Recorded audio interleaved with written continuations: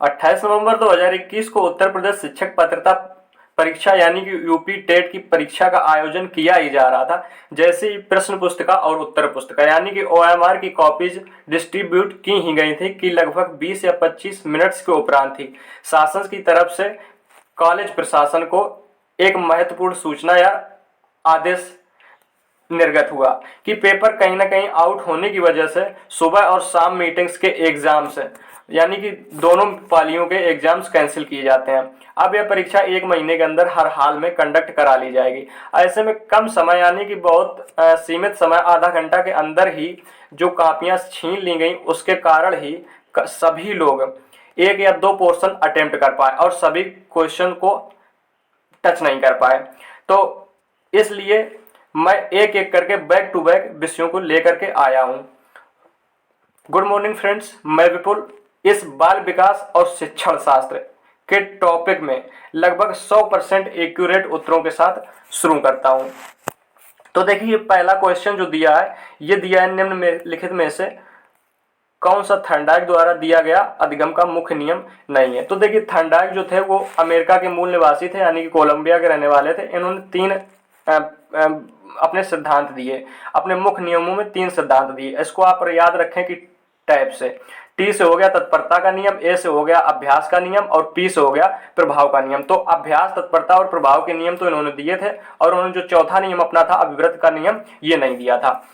अब दूसरा वाला क्वेश्चन हल करते हैं। कोफा तथा कोयलर यानी कि कोयलर तथा कोफा के अनुसार सीखना होता है, तो ये सूझ द्वारा सीखा जाता है। देखिए, कोफा, कोयलर, बर्दीमर और मर्फी, ये जो चारों मनोवैज्ञानिक थे, तो इन्होंने अपने जो सिद्धांत दिया था ये गेस्टाल्टवादी सिद्धांत वाद के अंतर्गत आते हैं। और इन्होंने अपना जो कोयलर ने था अपना जो दिया था, प्रैक्टिकल किया था, वो एक सुल्तान नाम के चिंपैंजी पे किया था। तो आइए चलते हैं तीसरे क्वेश्चन के। सामाजिक निर्माणवाद के जनक कौन थे? सामाजिक निर्माणवाद देखिए, जो वाइगोत्स्की और पियाजे 2 लोग थे। तो इन्होंने बच्चों के परवरिश की यानी कि काल घटनाओं का निर्धारण किया था। इन्होंने अपने दोनों मनोवैज्ञानिकों ने अपने 3-3 बच्चों पे, इनके 3-3 ही बच्चे थे दोनों के, इन्होंने प्रैक्टिकल अपने बच्चों पे ही किया था। पियाजे का ऐसा मानना था कि बच्चे जो सीखते हैं वो उम्र से सीखते हैं, और वाइगोत्स्की का ये मानना था कि बच्चों का जो निर्माण होता है, जीवन का निर्माण होता है, उनकी दशा समाज से होकर गुजरती है। तो इसका उत्तर वाइगोत्स्की सही है।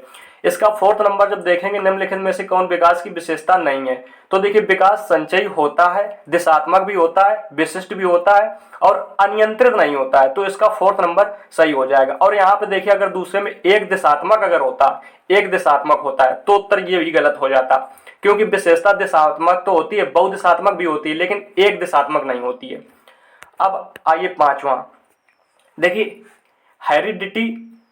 हेरिडिटरी जीनियस पुस्तक के लेखक कौन है? तो इसका उत्तर सही है, गाल्टन।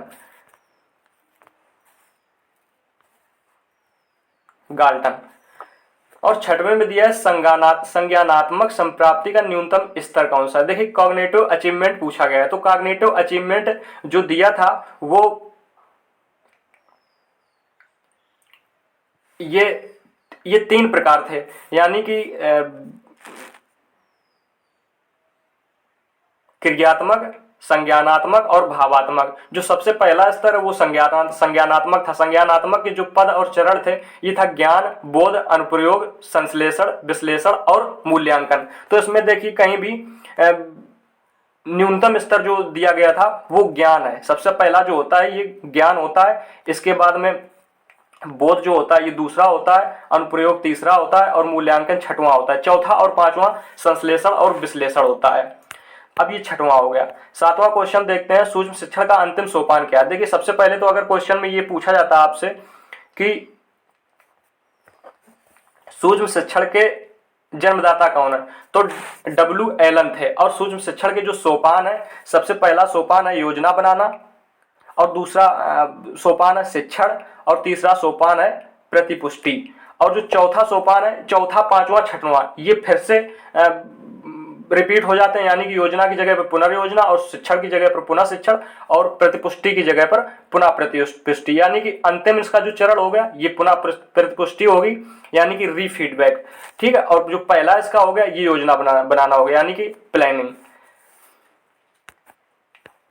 अब आठवां है गिलफोर्ड के अनुसार अपसारी चिंतन में आवश्यक है। तो गिलफोर्ड के अनुसार अपसारी चिंतन में क्या चीज आवश्यक है?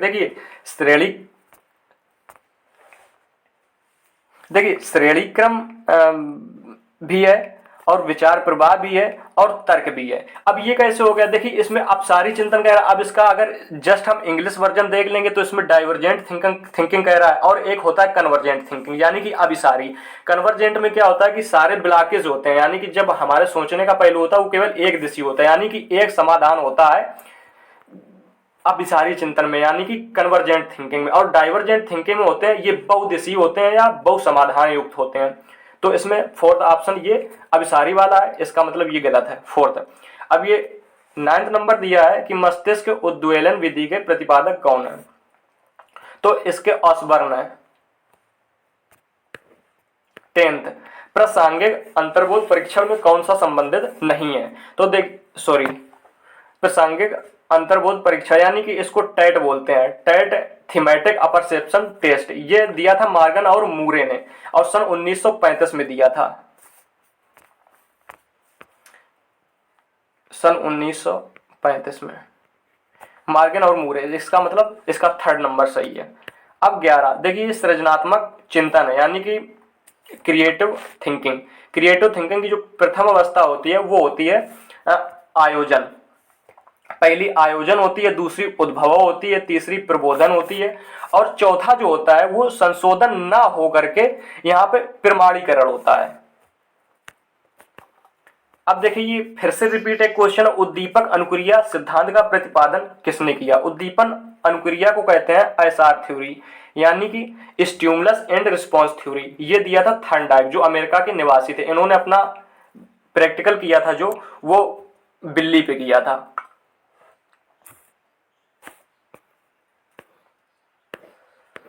अब यहाँ पे देखिए आ जाते हैं 13th क्वेश्चन पे, कौन से कारक अधिगम को प्रभावित करते हैं, यानी कि फिच फैक्टर्स अफेक्ट लर्निंग। तो लर्निंग पे देखिए उपयुक्त सभी क्या नाम करके प्रभावित करते हैं। व्यक्तिगत कारक भी हैं, वातावरण कारक भी हैं, परिवार भी इसमें होता है, समाज भी होता है। तो इसका 4th ऑप्शन बिल्कुल सही है। 14 देखिए बहुबुद्धि का सिद्धांत किसने दिया? बहुबुद्धि का सिद्धांत जो है वो हार्वर्ड गार्डनर ने दिया। अगर आपसे पूछे कि एक बुद्धि का सिद्धांत किसने दिया, तो यहाँ पर बिने है, स्टर्न है और टर्मन है। आपसे पूछे जब द्विकारक बुद्धि का सिद्धांत किसने दिया, तो स्पीयरमैन ने दिया। त्रिकारक बुद्धि का सिद्धांत किसने दिया, वो भी स्पीयरमैन ने दिया। देखिए 15वां नंबर क्वेश्चन को पूछ लिया गया, स्पीयरमैन ने कौन सा दिया? तो स्पीयरमैन ने द्विकारक बुद्धि का सिद्धांत दिया और त्रिकारक बुद्धि का भी सिद्धांत दिया। तो इसमें शायद द्विकारक बुद्धि का सिद्धांत है, बुद्धि का द्विकारक सिद्धांत। अब ये 16 नंबर है, प्रोजेक्ट विधि संबंधित है। Project method is associated with, ये किलपैट्रिक है।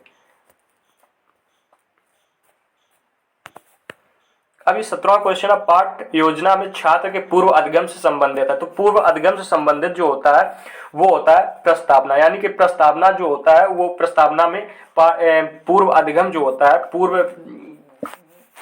पूर्व समीकरण, वो प्रस्तावना प्रश्न के अंतर्गत आता है, उसका हिस्सा होता है। और 18वां क्वेश्चन जो होता है वो गलत वाक्य को चुने। लिखा है छात्र सबसे अच्छा स्वाभाविक वातावरण में सीखते हैं, छात्र सबसे अच्छा करके सीखते हैं, छात्र सबसे अच्छा खेल खेल में सीखते हैं, और छात्र सबसे अच्छा नियंत्रित वातावरण में सीखते हैं। तो देखिए गलत वाक्य को चुनना है तो वातावरण में भी सीखते हैं और अच्छा करके भी सीखते हैं, खेल खेल में सीखते हैं, लेकिन नियंत्रित वातावरण में नहीं सीखते हैं, यानी कि इसको बाउंड लगाने की कोशिश की गई है बच्चों के लिए, तो बाउंड बिल्कुल नहीं लगेंगे। ये नियंत्रित वातावरण में नहीं सीखते हैं बल्कि अनियंत्रित वातावरण में सीखते हैं। ऐसा उनको माहौल प्रोवाइड कराया जाना चाहिए जो कि डाइवर्जेंट थिंकिंग से संबंधित हो। अब 19वां नंबर जो क्वेश्चन है, देखिए इस क्वेश्चन से कितने क्वेश्चन बनते हैं। ये क्वेश्चन मोस्ट इंपॉर्टेंट की श्रेणी में आता है। इसमें लिखा है which amendment of the constitution emphasized on right to education. देखिए ये 86वां संविधान संशोधन था जो कि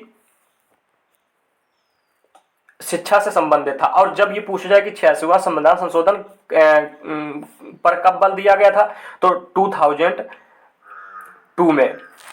और ये किसने दिया था, तो उस समय प्रधानमंत्री अटल बिहारी वाजपेयी थे। और जब आपसे पूछा जाए कि ये कब अधिनियमित हुआ, तो 2009 में।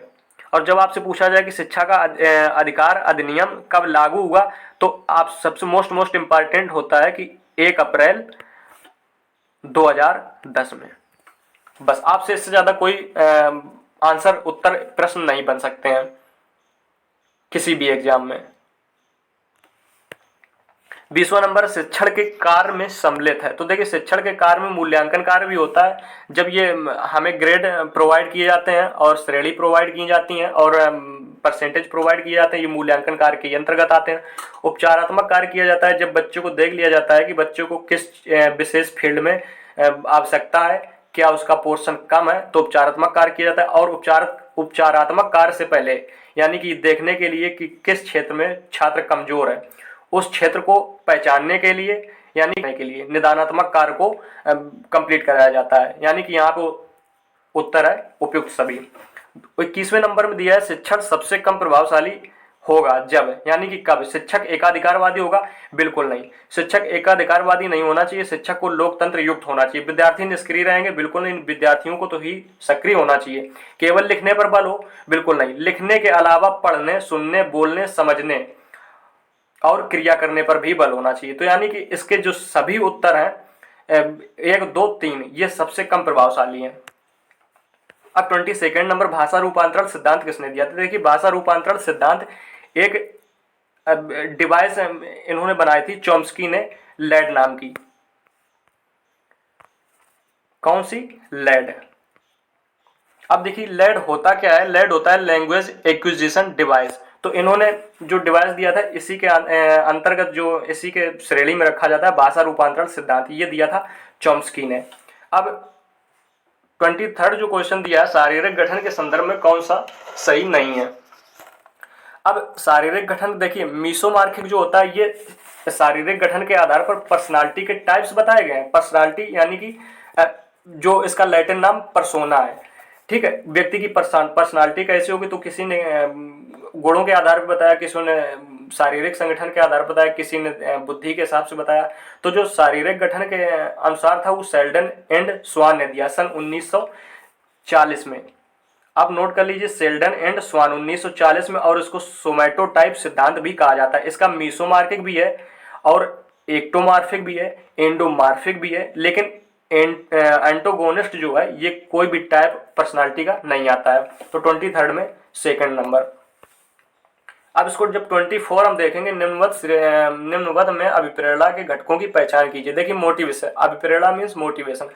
सबसे मनोविज्ञान की भाषा में देखिए, जो अगर इंग्लिश भी वर्जन अगर देख लिया जाए, तो कम से कम 10% प्रश्नों का फायदा होता है। 30 में से कम 3 प्रश्न। देखिए, अभिप्रेरणा जो होती है, उसके घटक जो होते हैं, वो आवश्यकता भी होती है, ये सबसे पहला घटक होता है। इसका ये भी पूछ लिया जाता है कि सबसे न्यूनतम घटक कौन सा है या सबसे निम्न घटक कौन सा। सबसे निम्न घटक जो होता है, वो पहला आवश्यकता होता है, अंतर्नोद होता है, प्रोत्साहन होता है। और इसके बाद अगर पूछा जाए, ये 4 होते हैं। 4 के अलावा ये तो उपयुक्त सभी में आ गया। अगर आपसे एक चौथा छूट रहा है, तो मैं बता दूं कि एक्टिविटी होती है। एक्टिविटी यानी कि क्रिया। आवश्यकता को नीड बोलते हैं, अंतर्नोद को ड्राइव बोलते हैं, और प्रोत्साहन को इंटेंसिव बोलते हैं, और क्रिया को एक्टिविटी कहते हैं। अभिप्रेरणा के 4 घटक होते हैं। अब इसके बाद 25वां देखिए, इसमें दिया गया है कि मनोविश्लेषणात्मक सिद्धांत के जनक थे। तो मनोविश्लेषणात्मक सिद्धांत के जनक जो थे, वो सिगमंड फ्रायड थे। ये ऑस्ट्रिया के रहने वाले थे। इन्होंने जो मनोविश्लेषणात्मक सिद्धांत जो है, उन्होंने चेतना, अचेतना और अर्धचेतना, इनके ये 3 प्रकार बताए थे। और इसकी तुलना इन्होंने पानी पे तैरते हुए बर्फ के टुकड़े से की थी। जब आपसे पूछा जाए सिर्फ विश्लेषणात्मक सिद्धांत के जनक कौन थे या विश्लेषणात्मक सिद्धांत कब दिया था, तो आप लगाएंगे युंग। युंग सिगमंड फ्रायड के शिष्य थे। अब 26 नंबर दिया है, निम्नलिखित में से कौन स्किनर द्वारा प्रतिपादित अधिगम के सिद्धांत से संबंधित नहीं है? तो देखिए पहला और चौथा तो है ही, और सेकंड और थर्ड में मुझे थोड़ा सा इसमें कंफ्यूजन लग रहा है कि कौन सा होना चाहिए और कौन सा नहीं होना चाहिए। आप लोग देख लीजिए और कमेंट में हमें भी बता दीजिएगा। इसमें 27वें नंबर में दिया है कि विभिन्न योग्यताओं एवं रुचियों वाले विद्यार्थियों हेतु कौन सा मूल्यांकन अधिक और सर्वाधिक उपयोगी होगा। देखिए तो इसमें सबसे ज्यादा जो, वैसे तो बाकी तो सभी उपयोगी हैं, लेकिन जो सबसे ज्यादा उपयोगी होगा वो होता है कंटिन्यूअस एंड कम्प्रिहेंसिव इवैल्यूएशन, यानी कि सतत और व्यापक मूल्यांकन।